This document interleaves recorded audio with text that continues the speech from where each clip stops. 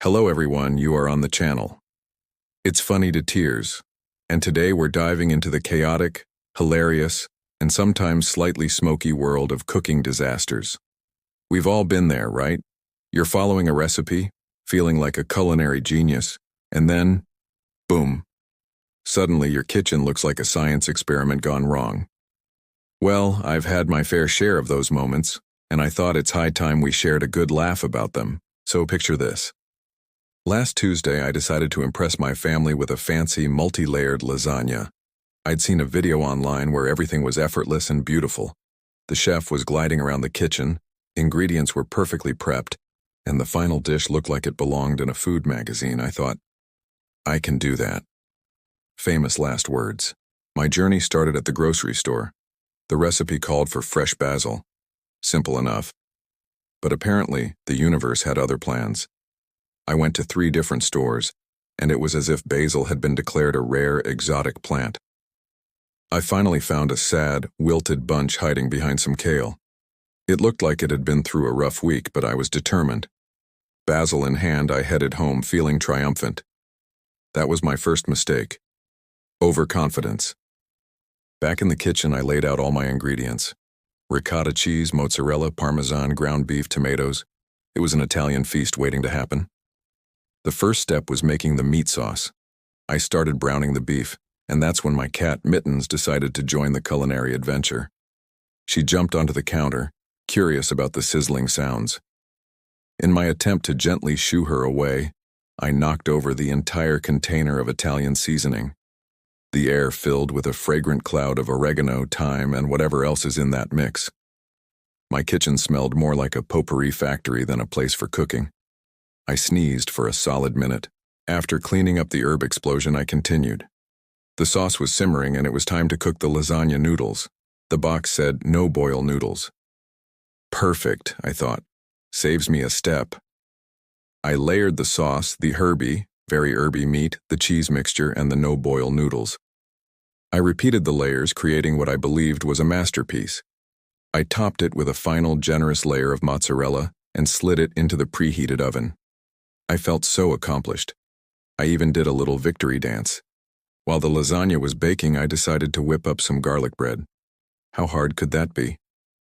I sliced a baguette, slathered it with butter and garlic, and popped it under the broiler. I set a timer for 2 minutes and went to check my phone.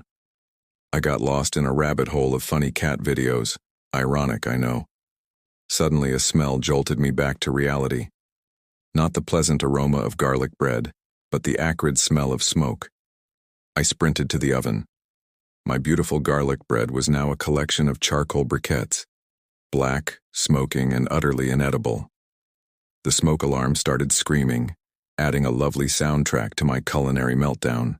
I frantically waved a towel at the smoke alarm while trying to air out the kitchen. The lasagna still had 20 minutes to go. I scraped the burnt offerings into the trash, mourning the loss of my garlicky sidekick. It's okay, I told myself. The lasagna will be the star of the show, it has to be. The timer for the lasagna finally dinged. I pulled on my oven mitts, opened the oven door with great anticipation, and was met with a soupy surprise. The no-boil noodles had apparently gone on strike. Instead of a firm, sliceable lasagna, I had a baking dish full of what looked like cheesy tomato soup with some crunchy bits floating in it. The noodles were hard and brittle, stubbornly refusing to absorb any liquid. It was a saucy, cheesy puddle of disappointment. My family walked in at that exact moment, drawn by the lingering smoke alarm beeps. They looked at the charcoal bread in the trash, the soupy lasagna on the counter, and me, standing there covered in a fine dusting of Italian seasoning. The silence was deafening. Then my little brother started to chuckle. Soon my mom joined in, and before I knew it, we were all roaring with laughter. My grand vision of a perfect Italian dinner had spectacularly failed. It was a complete disaster from start to finish. But you know what? It turned into one of the funniest evenings we've had in a long time. We ended up ordering pizza, and as we ate, we retold the story of my cooking catastrophe. Each detail funnier than the last. The basil quest, the herb explosion, Mittens' cameo, the bread cremation, and the lasagna soup. It was a comedy of errors. It just goes to show that sometimes the biggest messes make for the best memories. These kitchen fails are not just failures, they're stories waiting to be told. They're the moments that remind us not to take ourselves too seriously and to find humor in the imperfections. So, what about you? I know I can't be the only one. What's your most epic cooking disaster? I genuinely want to hear about it. Share your story in the comments below.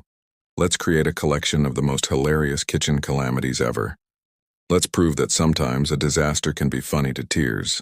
Thank you so much for watching and sharing this laugh with me. It's moments like these that make life interesting. If you enjoyed this story and want to see more content that will make you smile, please hit that like button and subscribe to It's Funny to Tears. Don't forget to ring the notification bell so you won't miss our next adventure. Until next time, keep laughing and maybe have a fire extinguisher handy in the kitchen. Bye.